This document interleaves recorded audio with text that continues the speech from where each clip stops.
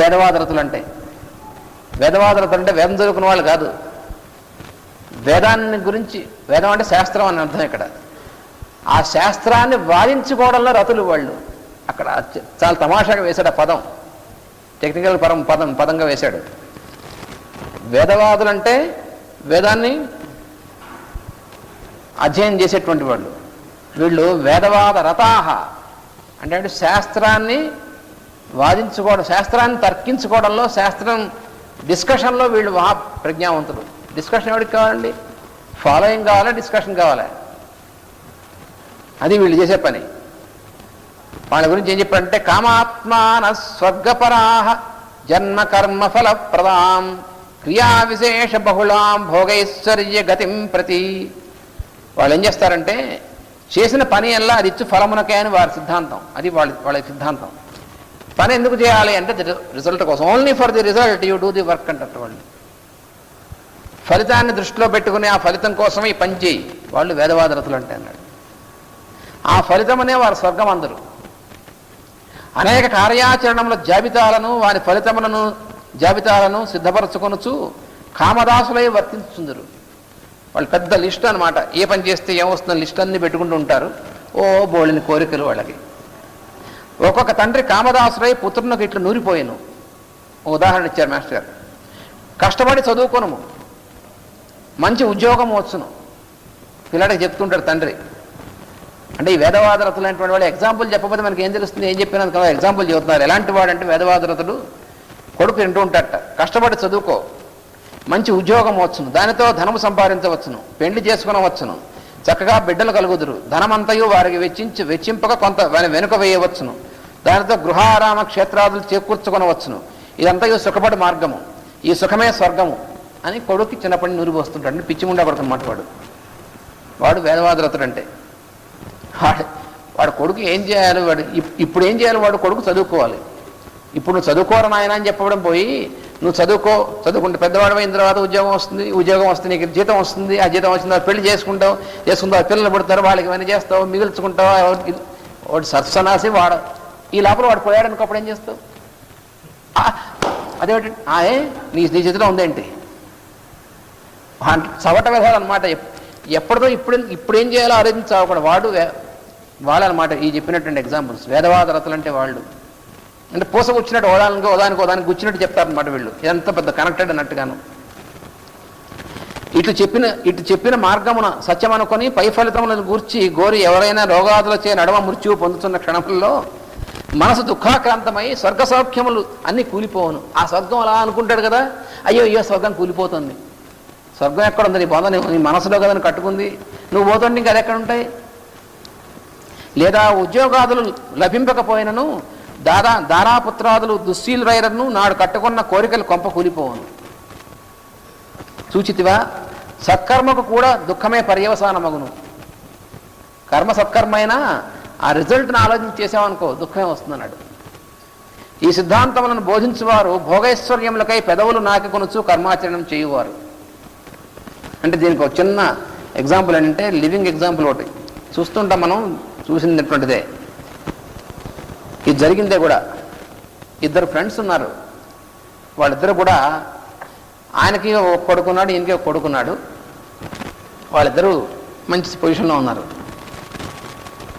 అయితే అందులో ఒక ఆయన ఆ కొడుకుని చిన్నప్పటి నుంచి కూడా, నా కొడుకు చాలా టాప్ మోస్ట్, దీని ఒక లెవెల్లోకి రావాలి, మంచిదే, సత్కర్మ మంచిదే కదండి, కొడుకు పైకి రావాలనుకోవడం తప్పేం లేదు, సత్కర్మాచరణమే.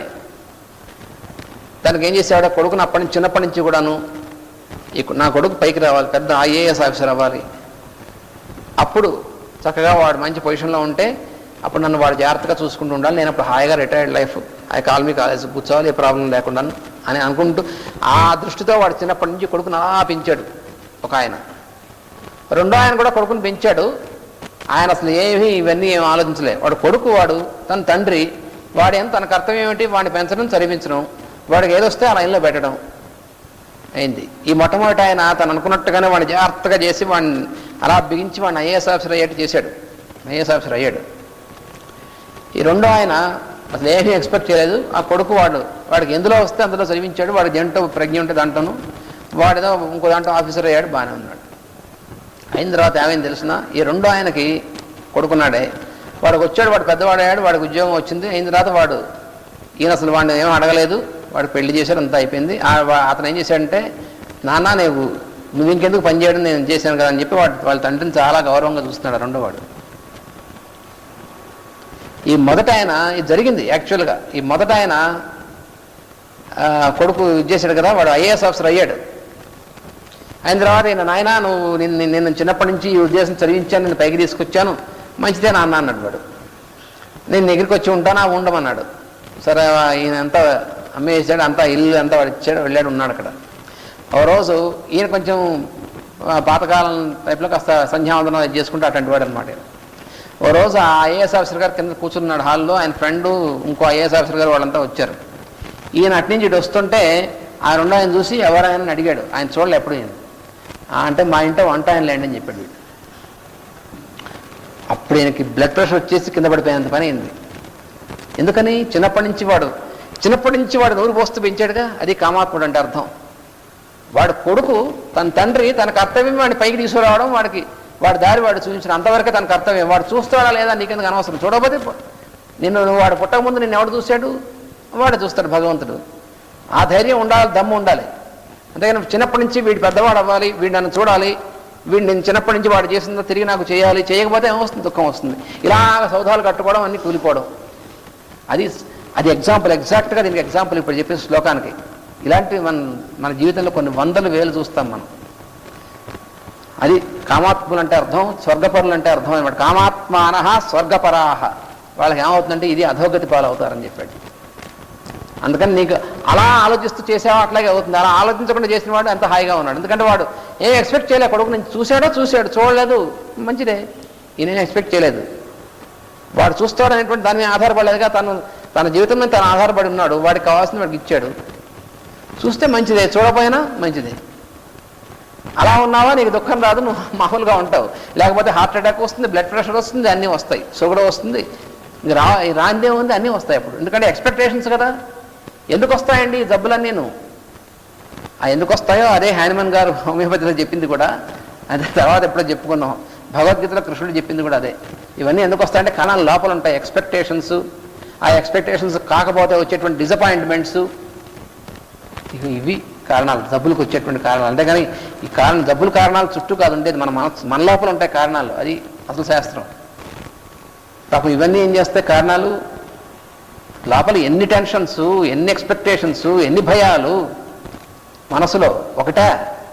ఇవన్నీ మరి రావు, ఇవన్నీ కలిపితే ఎనీమియా వస్తుంది, బ్లడ్ ప్రెషర్ వస్తుంది, డయాబెటీస్ వస్తుంది, అన్ని రోగాలు వస్తాయి. ఇవన్నీ ఉంటాయి.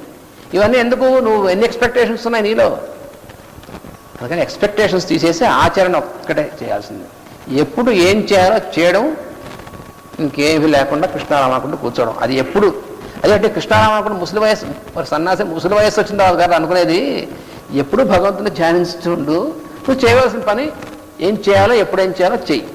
ఇది భగవద్గీతలో ఎస్సెన్స్. తర్వాత ఏం చెప్పారో వచ్చే వారం చూసుకున్నాం. స్వస్తి. ఇంకా స్వామి చెప్తున్నాడు అర్జునుడికి చెప్తున్నటువంటి దాంట్లో, భోగైశ్వర్య ప్రసక్తానాం తయాపహృత చేతసాం వ్యవసాయాత్మికా బుద్ధి సమాధౌ న విధీయతే. భోగైశ్వర్యములలో మనస్సు చిక్కుకొనచో ప్రజ్ఞ వాని వెంట పరువెత్తి మనది కాక నశించిపోవును. ఆ ప్రజ్ఞ ఇంద్రియాదులలో బహుత్వము పొందును. ఏకత్వమును కోల్పోయిన వెనుక బుద్ధియు సమాధియు కలలోని వార్తలు. అంటే భోగము అనేటువంటిది, ఐశ్వర్యం అనేటువంటిది, ఈ రెండు ఎటువంటివంటే వాటిల్లో మనస్సు చిక్కుకోవడం అనేటువంటిది కనుక పడిందంటే లోపలటువంటి ప్రజ్ఞ ఏకముఖంగా ఉండాలి. అసలు ఆ ఏకముఖంగా ఉండవలసినటువంటి ప్రజ్ఞ భోగాల్లోనూ ఐశ్వర్యాలను చిక్కుకునేప్పటికీ ఏమవుతుంది, భోగం అనేప్పటికే ఒకటి కంటే మించినటువంటివే ఉంటాయి.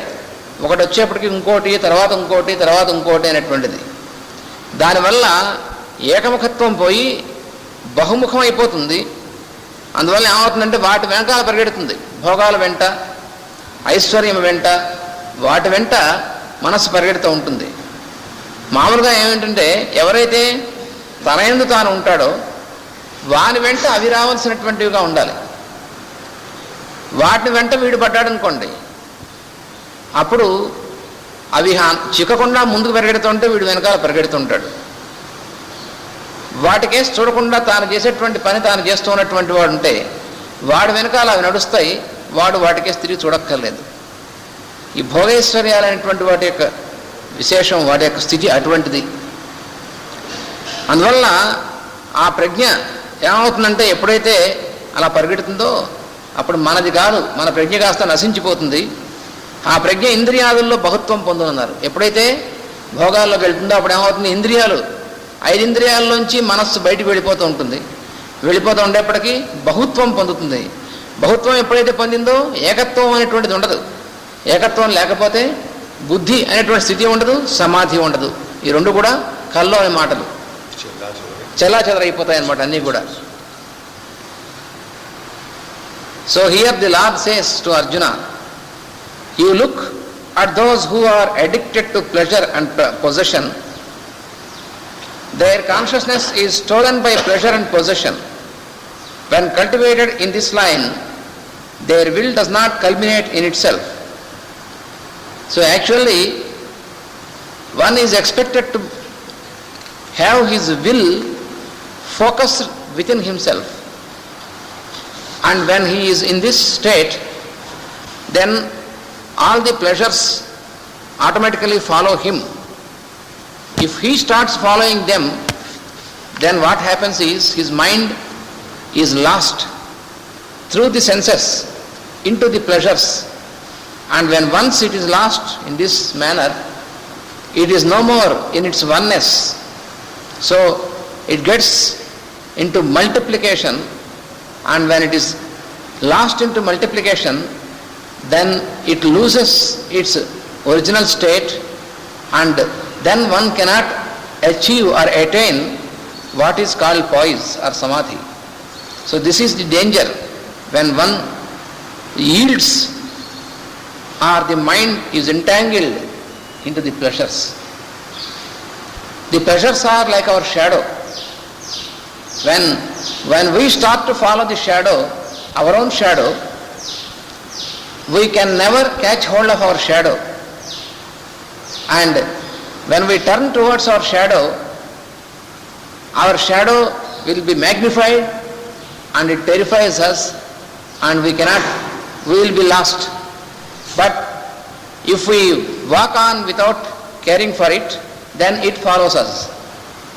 Like this, the pleasures, they will follow us when we keep on working, being within ourselves, with our will pointed inwards. Then we are at only one point, that is the oneness of our existence. Otherwise, the mind takes its course of action and it spreads out through the 5 senses, and then in 5 different ways it is lost, and there is no more oneness, and we cannot dream of it anymore. That's what the Lord explains Arjuna. తర్వాత ఇంకా ఏమంటున్నాడంటే, త్రైగుణ్య విషయా వేదాః నిస్త్రైగుణ్యో భవార్జున నిర్ద్వంద్వో నిత్యకత్వస్థో నిర్యోగక్షేమ ఆత్మవాన్. సృష్టిలో లీనమై ఉన్న తత్వం వేదము. అందు తెలియవలసిన అంశములకు మనస్సు, ఇంద్రియములు, సాధనములు. వేదం అంటే అర్థం ఏమిటంటే తెలియబడునది, తెలియవలసినది, తెలియచేయునది కూడా. అందువల్ల అందు తెలియవలసిన అంశములకు మనస్సు, ఇంద్రియములు, సాధనములు. ఈ సాధనములు వంటి త్రిగుణములు ఉండును. ఈ సాధనములను అంటి త్రిగుణములు ఉండును. త్రిగుణాలంటే రజస్సు, తమస్సు, సత్వము అనేటువంటి 3 కూడా ఈ సాధనాలైనటువంటి మనస్సు, ఇంద్రియాలు వీటికి అంటుకుని ఉంటాయి త్రిగుణాలు. కనుక వేదమునకు త్రిగుణములు లక్ష్యములుగా వెలువడుచుండును. అవే కర్మల ఫలితములు. బుద్ధిమంతుడు ఫలితములను విడిచి వేదమును ఆశ్రయింపవలెను. గుణములను విడిచి దానివల్ల తెలియబడుచున్న తత్వమును ఆశ్రయించవలెను. లాభాలాభములు మున్నగు ఫలితముల జంటలను విడిచి కర్తవ్యమునందు సామ్యమును అందవలెను. ఈ సామ్యమే నిత్య సత్యము. దాని యందు జీవించువాడే ఆత్మవంతుడు, అనగా తన్ను తానెరిగినవాడు. అంటే త్రిగుణాలు అనేటువంటి వాటి యందు మన మనస్సు, ఇంద్రియాలు అంటుకుని ఉంటాయి. ఆ మనస్సు, ఇంద్రియాలే మనకి సాధనాలు. మరి కర్మ ఆచరణకి మరి త్రిగుణాలు అంటుకుని ఉన్నాయి కాబట్టి వీటి ద్వారా ఆచరిస్తే త్రిగుణాలు ఇరుక్కుంటాం కదా అన్నారు. కానీ వీటి ద్వారా కర్మలను ఆచరిస్తూ వాటి యొక్క ఫలాల వైపు కనుక లేకుండా ఉన్నట్టయితే ఈ త్రిగుణాలకు అతీతంగా వెళ్లేందుకు సాధనాలు అవుతాయి. ఇవే అందులో ఉన్నటువంటి నిత్యత్వం అనేటువంటిది మనకి అందుతుంది. అందుకని త్రైగుణ్య విషయములైనటువంటివి అయినప్పటికీ వాటి ద్వారానే నిస్త్రైగుణ్యో భవార్జున అన్నాడు. త్రిగుణాలకు అతీతులుగా కావాలంటే ఏం చేయాలి అన్నాడు. అంటే ఒక పని చేస్తే లాభమా నష్టమా, లాభం నష్టం అనేటువంటిది అక్కడ పక్కన పెట్టి ఆచరించవలసినటువంటి కర్తవ్యంగా ఆ పనిని ఆచరిస్తే అప్పుడు దాంట్లో ఇరుక్కోకుండా ఉంటాం. ఇది ఇక్కడ స్వామి చెప్పినటువంటిది. Wisdom is ever objectified into qualities of concepts. Filter qualities and be wisdom. Be above the pairs of opposites. Then you always exist in your own existence. Be beyond sense of security and achievement. Then you have my presence. So this is what the Lord says. Because to attain wisdom, we have our mind and senses as the instruments. But the mind and senses, they are always attached or ensheathed by the three qualities: the activity or dynamism, inertia and poise. So if we are what we have to learn is how we can grow above these three qualities and how we can keep ourselves in poise by making use of the same instruments, because you have no other alternative than to use your mind and senses in doing your work. But what happens is you will be at poise, and then you will be within yourself, and then you have my presence. So the Lord says, be beyond sense of security and attachment. This is the sentence which is to be meditated. Because the sense of security, generally every being, especially the human being, cares more and gets entangled in the sense of security. That is the reason to have fear for everything. So fear of what is going to happen, or fear of the result of doing some work. So this is what is called the sense of security. What is going to happen?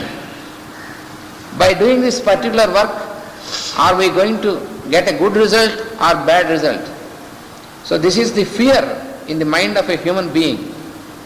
So what the Lord says is, you be beyond, you cross this fear, this sense of security.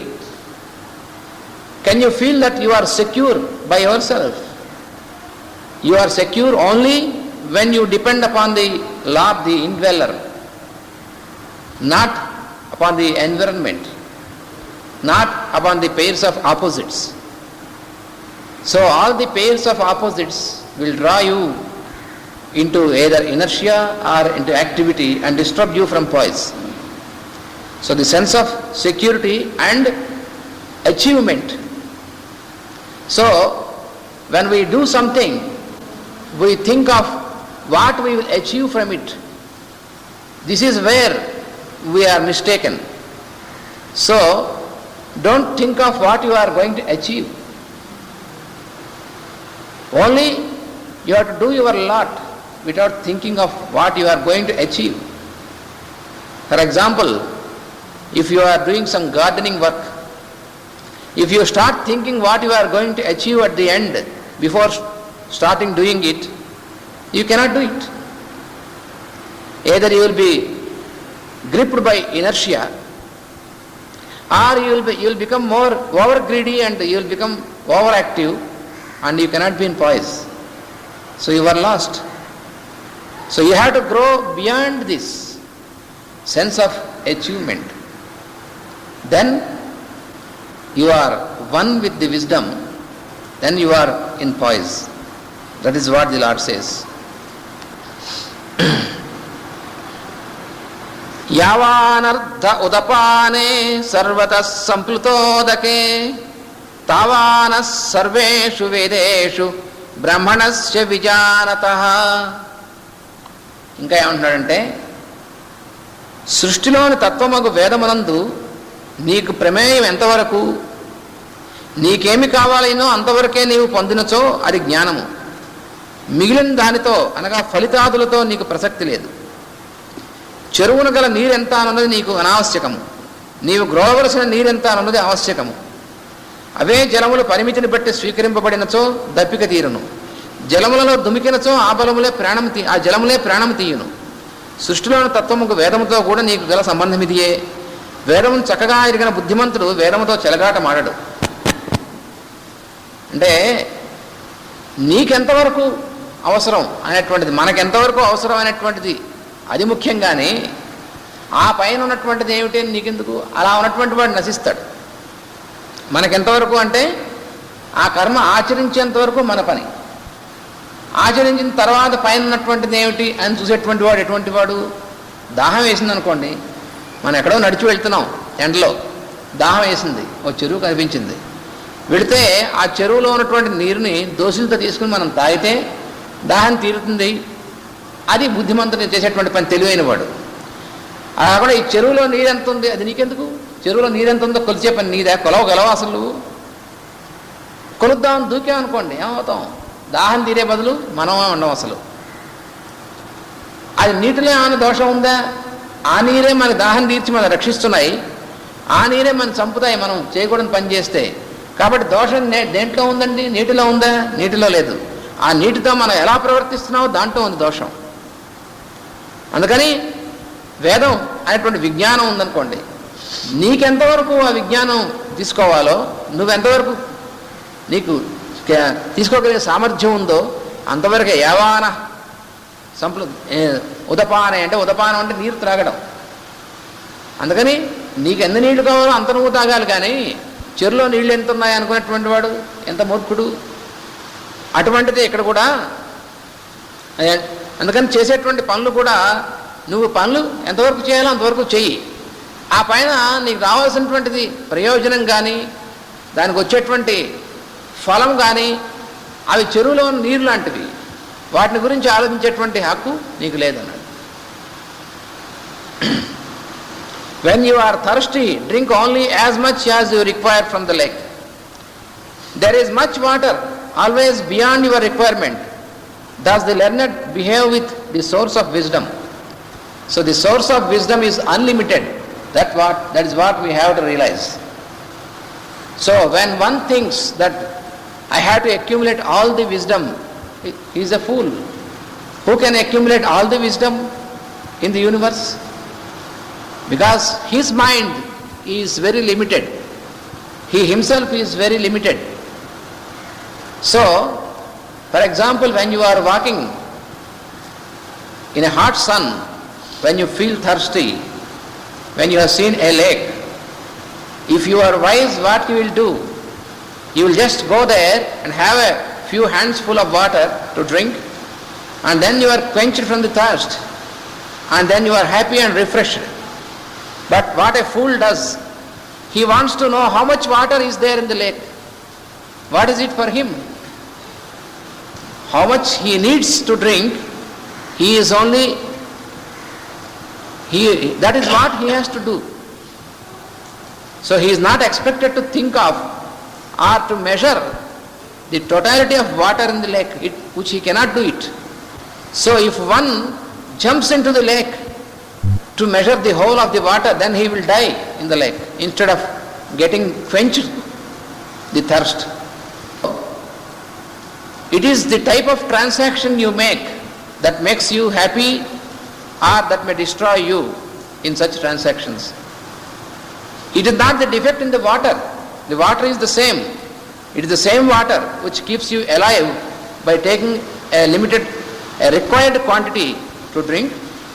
Or if you jump into it, it may kill you, the same water. So the defect is not in the water, the defect is in the transaction which you make with the water. So in the same manner with the wisdom also, one should never think that what is the totality of wisdom existing in the universe. It is impossible for anyone. So the wisdom which is required for you, you have to take it. That is the real wise deed. कर्मण्येवाधिकारस्ते मा फलेषु कदाचन మా కర్మ ఫలహేతుర్భూ మాతే సంగోస్త్వ కర్మణి. ఇంకేమంటాడంటే ఎవరికైనాను పని చేయటం ఎందే అధికారము, కానీ ఫలితంపై అధికారం లేదు అన్నాడు. ఎవరికైనా సరే అంతే. పని చేయుటకు వలసిన అవయవములు, ఇంద్రియములు, మనస్సు మనకు లభ్యపడి మన యందున్న వస్తువులు కనుక వానిపై మనకు అధికారం ఉన్నది. ఫలితము కర్మాచరణము, అది తరువాత కనిపించని పరిస్థితి నుండి దిగివచ్చును కనుక దానిపై మనకు అధికారం లేదు. తన వశమున లేని దానిపై అధికారం ఉన్నదనుకోవటం వలన దుఃఖం కలుగును. తన మాట వినని భార్య తనకు విధేయురాలుగా ఉండవలనని ఆశించువాని వలె ఇతడు దుఃఖమును పొందును. మనము చేయుచున్న పని ఎల్ల మనచే ఆచరింపబడుచున్నది కానీ మన వలన ఆచరింపబడుటలేదు. సాధనములు సమకూరుట, సంకల్పము కలుగుట మన చేతిలోనివి కావని బుద్ధిమంతుడు గ్రహించవలెను. ఇల్లు కట్టువాడు కట్టించువాడగునా, ఈ అట్లే సృష్టిలో తన ప్రకృతిని అనుసరించి సిద్ధపడిన పనులనే ఎవడైనా ఆచరింపగలుగును. అందుకని మనం తెలుసుకోవాల్సింది ఏమిటంటే పని చేయడం అనేటువంటిది, కర్మాచరణం అంటే పని చేయడం. ఏం పని చేయాలో ఆ పని చేయడం అనేటువంటిది. ఆ పని చేయడానికి సాధనాలు మన ఇంద్రియాలు, మన మనస్సు, వాటిని నడిపించేటువంటి బుద్ధి, ఇవి మనలో ఉన్నాయి కాబట్టి వాటి మీద మనకు అధికారం ఉంది. కాబట్టి వాటిని ఉపయోగించి మనం పని చేయాలి. మనకు అధికారం లేనటువంటి వాటి మీద మనం వాటి గురించి ఎట్లా చేస్తాం? వాటి మీద మనకి ఏం అధికారం ఉంది? అంటే కర్మ చేయడం అనేటువంటిది మన చేతులతోనో మన ఇంద్రియాలతో మనం చేస్తాం, మన మనసుతో దాన్ని ఊహిస్తాం, లేదా ఎలా చేయాలో వీటి మీద మనకు అధికారం ఉంది. కానీ దాని ఫలితం నీ చేతిలో ఉందా? నువ్వు కర్మాచరణ చేశాక నీకు తెలియనటువంటి చోటు నుంచి రావాల్సింది కదా ఫలితం. నీకు తెలియని చోటు నుంచి వచ్చేటువంటి దాని మీద నీకేం అధికారం ఉంది? అందువల్ల కర్మణ్యేవ అధికారస్తే, నీకు అధికారం ఎంతవరకు ఉంది? నువ్వు పని చేసేంత వరకే. నువ్వు పరీక్ష రాస్తున్నావు, పరీక్ష రాయడం అనేటువంటిది నీ చేతిలో ఉంది. ఎందుకని?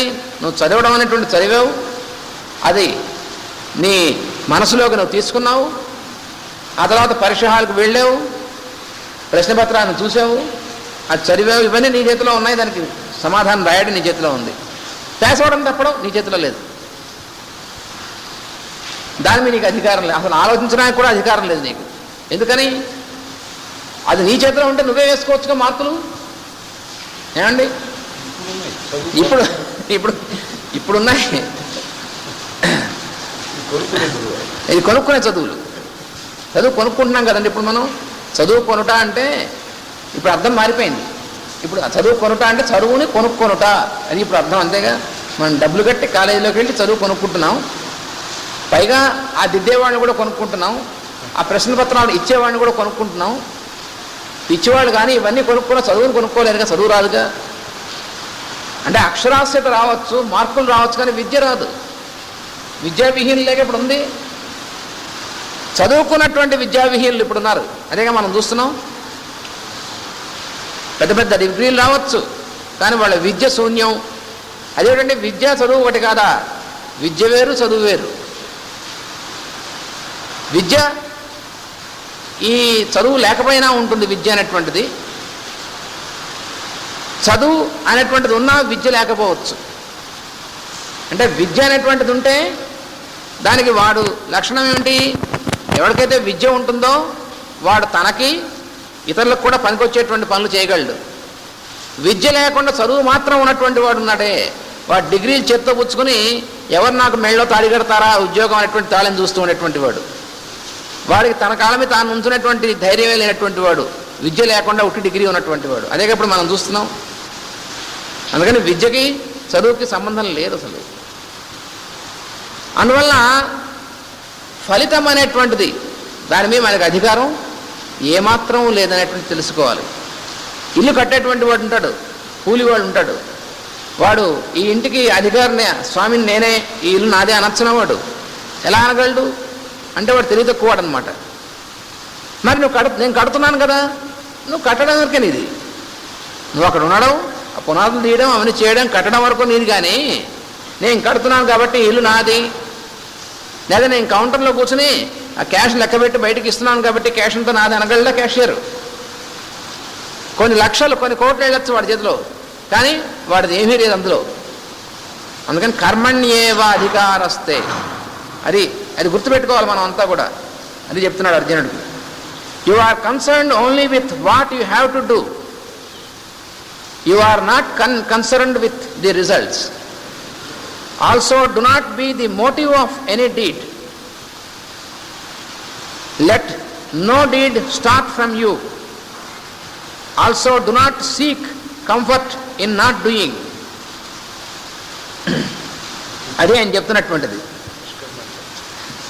So here what we have to understand is, what you have to realize is that you are concerned only with what you have to do. Beyond that you are not at all concerned. For example, you are sitting in a bank, you are an employee there, so you are at the counter, you are expected to distribute the cash, the currency. So every day about maybe some millions of rupees or Swiss francs or somewhat it may be going through your hand. Can you say that this is my own because I am doing this? You cannot, you can never. You are concerned only to do what you have to do at the counter, to receive the check or to distribute it according to the order, not by yourself. Similarly, anything, any work in this world, you are expected to you are concerned only with the work you have to do, because to do any work you have your instruments, your senses, your mind, which are within yourself. So you are the owner of your instruments. Even that is not true, even that is partially true. You are not the absolute owner of your own body or your own senses or your own mind. You are a temporary owner for that. So you are expected to utilize your instruments at your will, but for the result that is not within your hands. So you are not concerned to think about the result. For example, you are going to write an examination. So you are expected to prepare yourself for the examination using your mind and your senses like your eye. And when you go there to write, to give the examination, so you are concerned only to read the paper and to write whatever you can do it. But if you keep on thinking about the result, whether you are going to pass or not, that is not, you are not concerned to think of it. Similarly, the one who wants to work in the field, take that example. So you are sowing the seed. You made the ground prepared, you have sown the seed. Only up to this you are concerned. And what about the rain? It is not in your hands. You cannot create rain. You cannot predict what is going to happen. You cannot expect anything. So, you have to do it because it is within your limit. But the result is beyond your limit. So you are never expected to think about the result. So then, one may think that if the result is not within our hands, why should we do any work? So let us not do any work. So he may become a lazy fellow. So Lord Krishna says, never try to be a lazy fellow. Never be a lazy fellow. You have to do the work. You be active. But know that the result is not within your reach. Don't think of the result. Only do your lot without thinking about the result. So let yourself not motivated towards the result, and also let yourself not motivated towards laziness by not doing the work. If you don't do the work, you will disintegrate. If anybody thinks that he can be without doing any work, it's impossible. Can you be without doing any work? Somebody says, I won't do any work because I have no control over the result, I don't do any work. And keep shut his eyes. But still you are breathing. Can you stop your breathing? Because breathing itself is also a work. So if you stop breathing, you will be no more within a few minutes. So if you stop doing the work, you will disintegrate. So you have to be active, you have to work, but without thinking of the result. This is what the Lord says.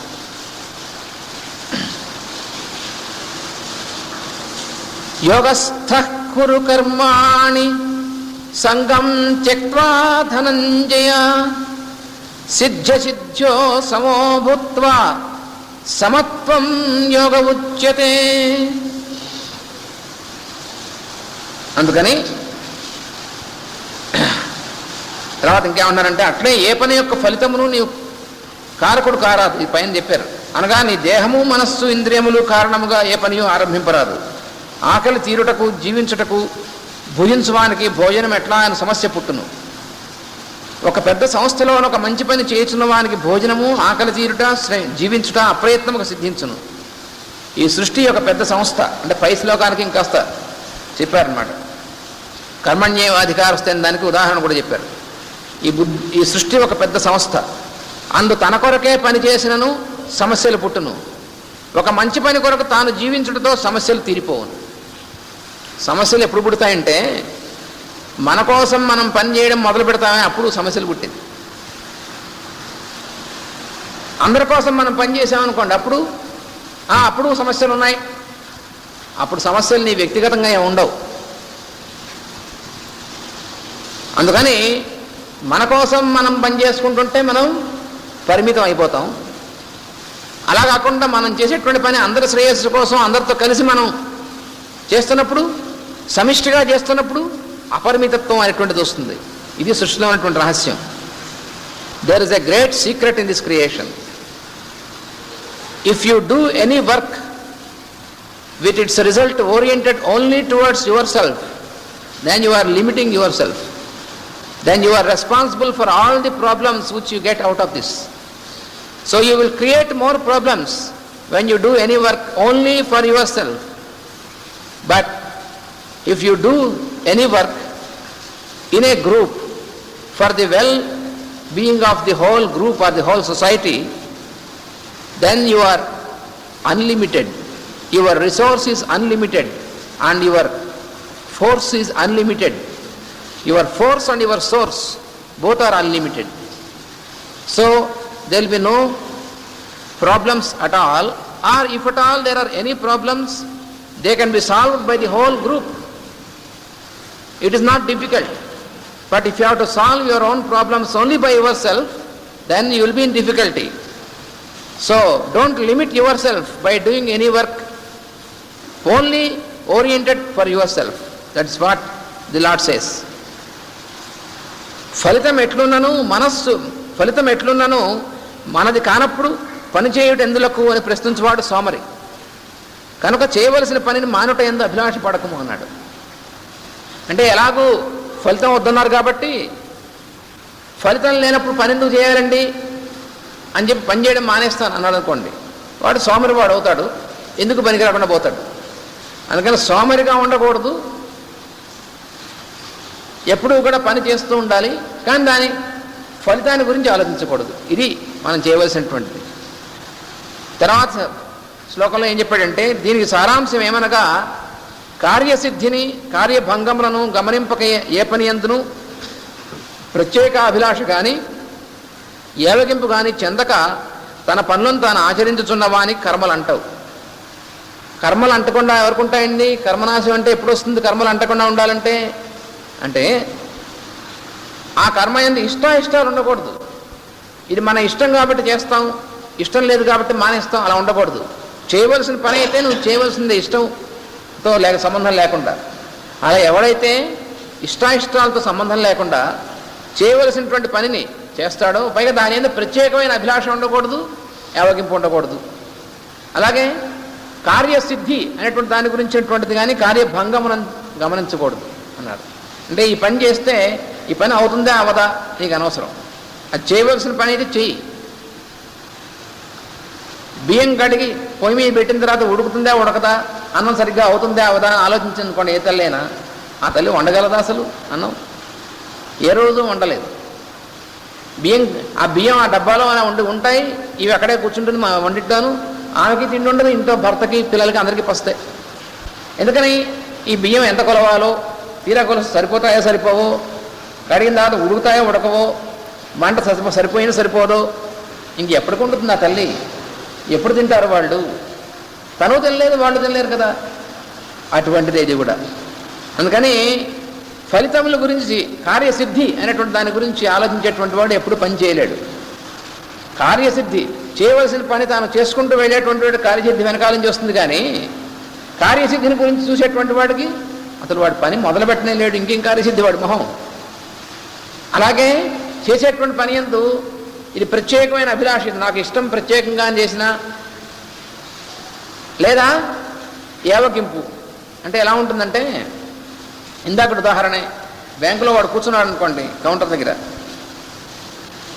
వాడు ప్రేమించిన అమ్మాయి వచ్చిందనుకోండి, ఆ అమ్మాయి 100 రూపాయలు check ఇస్తే వీడు 1000 రూపాయలు ఇస్తాడా? వీడు ఇస్తే వెంటనే జైల్లో పెడతారు తీసుకెళ్ళి. ప్రత్యేకమైన అభిలాష అంటే అది అలాంటిది. లేదా వాడి ఎవరంటే ఇష్టం లేదు అనుకోండి, వాడు వచ్చి 1000 రూపాయలు చెక్ ఇచ్చాడు, వీడు 100 రూపాయలు ఇస్తే ఊరుకుంటాడు వాడు, అప్పుడు జైల్లో పెడతారు తీసుకెళ్ళి. నీ ఇష్టాలతో లాభం లేదు. అక్కడ కూర్చుంటే చేయవలసిన పని చేయడమే తప్ప నీ ఇష్టాలు పని చేయకూడదు. అలాగే ఈ ప్రపంచంలో మనం చేసే పనులు కూడా, మనం చేసే ఏ పనైనా సరే చేయవలసిన పనే చెయ్యి, అంతేగాని ప్రత్యేకమైన అభిలాష యావగింపు పని చేయకూడదు, అక్కడ ఉండకూడదు మనకి. అది చెప్తున్నటువంటిది.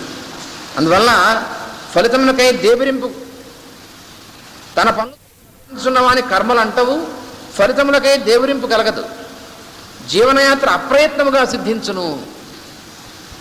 చేయవలసిన కర్మలను ఇటు దర్శించుటే సమదృష్టి, ఈ సమత్వమై యోగం అనబడును. ఇది సమదృష్టి అంటే చేయవలసిన పనులు ఎలా చేయాలో అలా చేస్తూ వెళ్ళడం అనేటువంటి చేసేటువంటి వాడికి. మరి అలా చేస్తే మన జీవనయాత్ర ఎట్లా సాగుతుందండి అన్నారు. అప్రయత్నంగా సాగుతుంది, నిర్భయంగా సాగుతుంది, ఏం భయం లేదన్నాడు. మనం ఆచరిస్తూ వెళ్తూ ఉంటే దానికి అప్రయత్నంగా వస్తుందని అది తెలుసుకోవాలి. ఆ ధైర్యం ఉండాలి, అప్పుడు ఏం భయం లేదు మనకి. లేకపోతే జీవితం అంతా భయమే మనకి. అది ఇందులో చెప్పినటువంటిది. Leave attachment and do your work, be balanced while you do, link up action with discrimination, let success and failure be the scale pans at equilibrium in you. Equilibrium is synthesis, which is the oneness of yourself. So this is the final thing what we have to remember is, leave attachment and do your work. So when you are doing any work, you should not have either special liking or any dislike for that work. This is what the Lord explains. Because the like or dislike are like the two pans of a balance. When you have a balance, when you hold a balance, it should be at poise. If you have any special liking, it goes down one side. If you have any special dislike, it goes down the other side. Then there is no balance at all. So if you want to have a balance, perfect balance, then no like or dislike to your work. You have to work because you have to work. And if you attach any like or dislike, then you are involved and you are entangled and then you are lost. In the same example, the person who is working in a bank at the cash counter, for example, if a friend of his, a girlfriend has come, she has given a check for 100 francs, can he give her 1000 francs because he loves her? If he does it, immediately he is sent out or he will be put in jail. And similarly, if someone comes whom he hates and that person has given a check for 1000 francs, can he give only 100 francs for that because he does not like that fellow? This also he cannot do it. So your likes and dislikes should not come in the way of your action. So this is what the Lord says. You keep away your like and dislike and do your lot. Then one may ask, if I do like this, what about my living, my livelihood? This is what everybody is afraid of. Don't be afraid of your livelihood, the Lord says. If you do every work with poise, without attachment to these things, then you will get your livelihood without any effort, special effort. Just for example, every day you are working. Are you not getting your food? Are you making any special effort for your food? Every day is everyone in the morning after getting up, should he think of how I can get my food today? If somebody thinks like that, he must be a fool, because he is getting the food every day by the time when it is time for that. And when he is doing his work, he is getting the food. For example, you have a family or you are in a family. When you are doing your work, then when it is time for food, you are called for food. You are getting it at the time. So why you should think of specially of the food, and why you are afraid of, suppose one day you won't get food, what happens? Nothing will happen. Why you are afraid of your livelihood? That is what the Lord says. Be sure, when you do your work without attachment, you will have your livelihood very peacefully. So this is what is the synthesis. This synthesis or the yoga. What is yoga?